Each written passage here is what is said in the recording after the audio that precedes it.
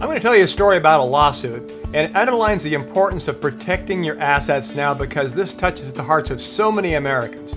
So why protect your assets now? He was just 28 years old. Joe Taylor, whose name has been changed to protect the innocent, was a young, trusting, wannabe entrepreneur who had visions of sugar plums dancing in his head. He had recently attended one of those large get-rich-quick seminars at a large Seattle hotel that he had seen advertised on late-night TV. And in the end, I'm going to reveal exactly who Joe is. And meanwhile, if you could please click the like button, it would really help me out for YouTube to promote this video to more people like you. And while you're down there, please also click the subscribe button so that when more videos come out like this, you'll get notified. Now, Joe had taken his knowledge, what little he possessed, and drove to the coast with his pregnant wife to meet the seller of a dilapidated 6-unit apartment building in the slums of Tacoma, Washington. He cleverly negotiated a deal of $3,000 down and monthly payments of $493 to the seller. Over the next couple of years, he managed the property, learning how to evict prostitutes, drug dealers, gang members, and oh yes, collect rents. He picked bullets out of the walls with a pocket knife on more than one occasion after some all-too-familiar drive-by shootings. Rooked by a con man. Joe decided to fix up the property, so he took what little money he made from renting the property and tapped his meager savings account to make improvements on the building.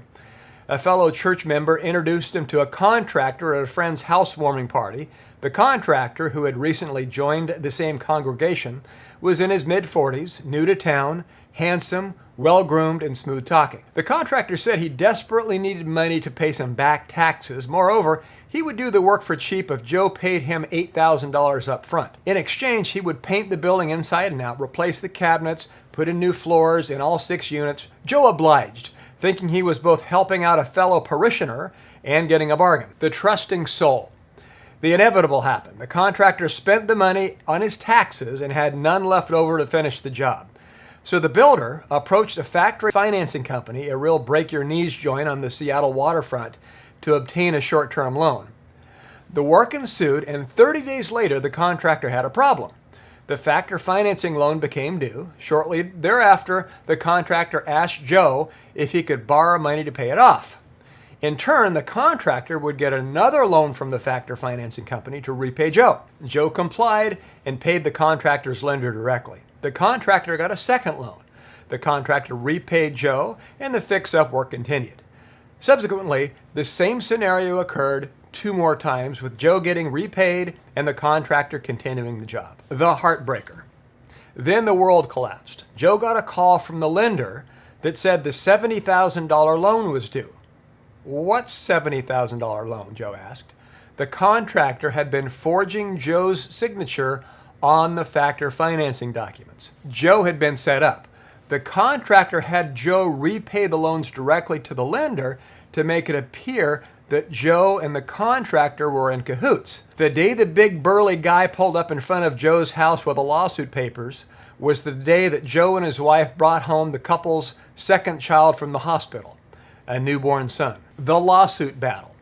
A 4-year knockdown, drag-out legal battle ensued. The legal bills were devastating. It was like a vacuum cleaner sucking dollars out of Joe's bank account. Those were 4 long years where Joe would lie on his back at night, staring at the ceiling in a pool of sweat, worrying about how he would provide for his family.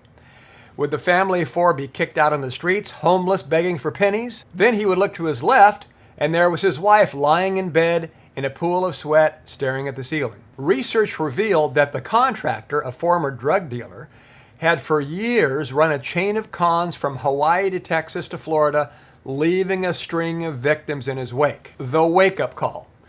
The young couple's friends couldn't understand.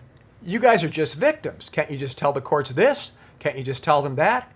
If you've never been in a lawsuit, it's difficult to understand. The reasoning of an ordinary human being and the rationale of the courts are 2 different animals. It's like a pit bull has you by the throat and only lets go when it decides to let go. Then you have to convince a jury of 12 strangers that you are innocent of wrongdoing while your opponent is hell-bent on making you look like the devil incarnate. The ordeal wiped Joe out financially.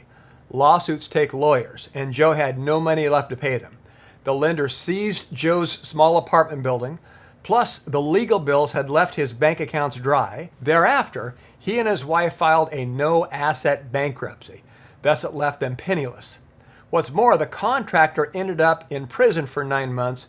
All learned a painful lesson. You are not alone. Joe and his family are not alone. The United States has just 5% of the world's population, 80% of the world's lawyers, and 96% of the world's lawsuits. Legal experts agree that there are literally millions of lawsuits people file in the U.S. every year, and those same people would not pursue them overseas. Many of these lawsuits are filed by lawyers who must litigate to survive. A survey conducted by Harris Interactive revealed the following. 76% of the people surveyed feel that the fear of frivolous lawsuits discourages people from performing normal activities. Only 16% of the people trust the legal system to defend themselves against frivolous lawsuits. 54% don't trust the legal system at all.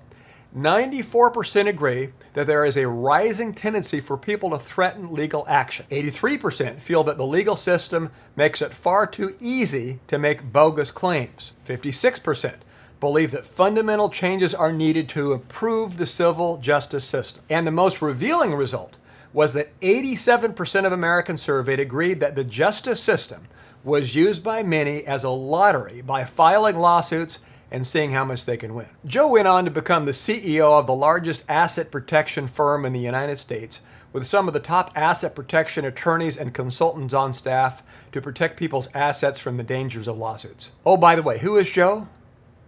Joe is me. This is the Business Guy. And as a special bonus, here's a brief summary of our video, 5 Steps for Asset Protection from Lawsuits.